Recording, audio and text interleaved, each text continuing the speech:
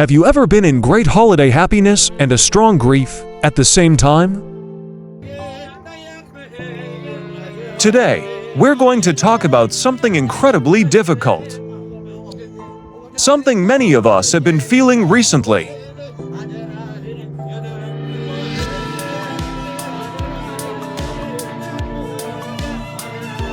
Ethiopia's entertainment industry and the nation at large has been struck with grief following the passing of artist Netsanet Workneh, a celebrated actor, TV presenter, and cultural figure.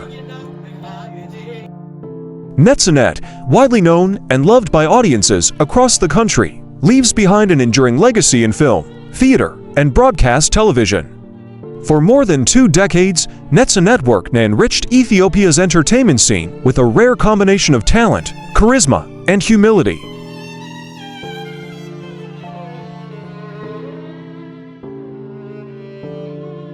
But this isn't just about one event, it's about the complex collision of deep sorrow and expected happiness, and the spiritual and psychological impact this has on us, not just as individuals or as a nation, but as human beings.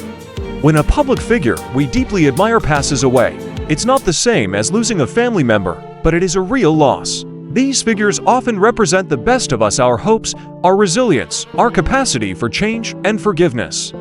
They become part of our collective identity. So when they're gone, a piece of that shared identity feels lost too. Their voice, which once offered guidance and inspiration, is silenced, and that silence can be deafening, especially when the world around you is trying to be festive and loud. Now, imagine that loss happens on a day like Christmas. A day steeped in traditions of joy, family, and spiritual reflection. Suddenly, you're caught in a psychological tug-of-war. Your heart is heavy with sadness, but everywhere you look, you're met with messages of celebration. Carols are playing, lights are twinkling, and people are wishing you a Merry Christmas.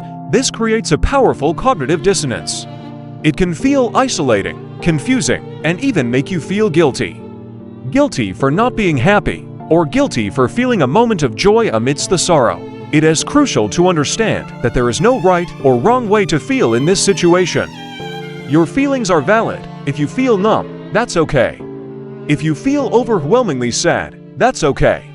If you find yourself laughing at a family joke 1 minute and tearing up the next, that is also perfectly okay. Grief isn't a linear process, it's messy, and when it's mixed with the pressures of a holiday, it becomes even more complex. For the family of the person who has passed, this day is forever changed. A date that was once a symbol of togetherness and celebration is now marked by the anniversary of a profound loss. It's a heavy burden to carry, and our compassion should extend deeply to them. But the ripple effect goes far beyond the immediate family. For an entire nation that looked up to this individual, the holiday now carries a dual meaning. It becomes a day of remembrance as much as celebration. So, how do we cope? How do we manage this complicated emotional landscape? The first step is to give yourself permission to feel whatever you are feeling, without judgment. Don't force yourself to be festive if you're not feeling it. It's okay to step away from the celebrations, to have a quiet moment to yourself, to reflect, and to mourn. Your mental and emotional health comes first. Another powerful way to cope is to integrate the memory of the person into the day in a meaningful way. Instead of trying to ignore the sadness, acknowledge it. Maybe you can light a candle in their honor. Maybe your family can share a favorite quote or a memory of how this person inspired you. By doing this, you're not erasing the joy of the holiday. You're expanding it to include remembrance and gratitude. You're turning a day of conflicting emotions into a day of profound, multifaceted meaning. You can celebrate the life they lived and the legacy they left behind, which is a beautiful act of love and respect. This also applies on a national level. We can collectively decide to make this day a dual celebration. A day to honor the principles of the holiday like peace, love, and hope, and also to honor the person who embodied those very same principles in their life's work. It's about weaving their story into the fabric of the day, ensuring their legacy continues to inspire future generations. Spiritually, this can be a moment for deep reflection. Many spiritual traditions teach us that life and death are 2 sides of the same coin, and that love transcends physical presence. A holiday marking a spiritual birth, now combined with the passing of an inspirational soul, can prompt us to think about our own purpose, our own legacy. What impact are we having on the world?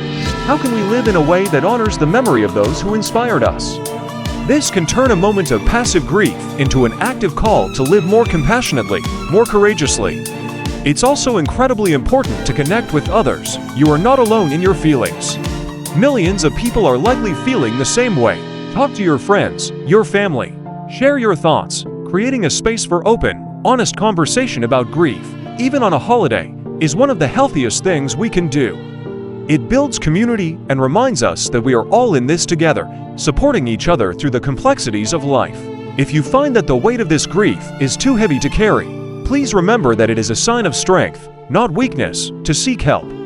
There are mental health professionals, support groups, and helplines available to provide guidance and a listening ear. Your well-being is paramount, and there is support out there for you. Ultimately, the passing of a great leader on a day of celebration doesn't have to be a permanent shadow. Instead, we can choose to see it as a powerful reminder. A reminder that life is precious and finite, a reminder to cherish our loved ones, and a reminder that even in our darkest moments of loss, the light of a great legacy can continue to shine, guiding us and inspiring us to be better. We can honor them by carrying their torch forward. Thank you so much for watching and for allowing this space for reflection. If this video resonated with you, please consider liking it and subscribing to the channel for more conversations like this. Take care of yourselves and each other.